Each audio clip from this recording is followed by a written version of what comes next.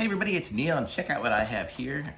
I have a premium charging cable, and I think it should be a set of two.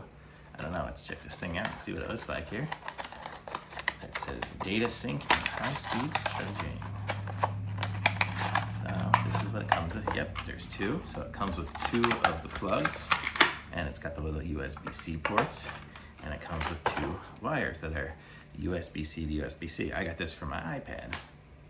There's my iPad right there. So let's give these things a try. I just took off the rubber band. It looks like these cables are 6 feet long, maybe. So let's plug it in, see if we can charge our iPad with it. Oh, I just plugged in. It's not working. Okay, got it plugged in there. And let's see what happens here when I plug it in.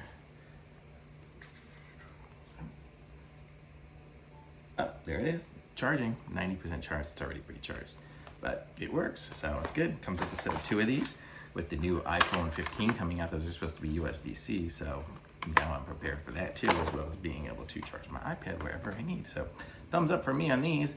Links in the description. Like this video, subscribe to my channel, and I'll be back with some more reviews soon.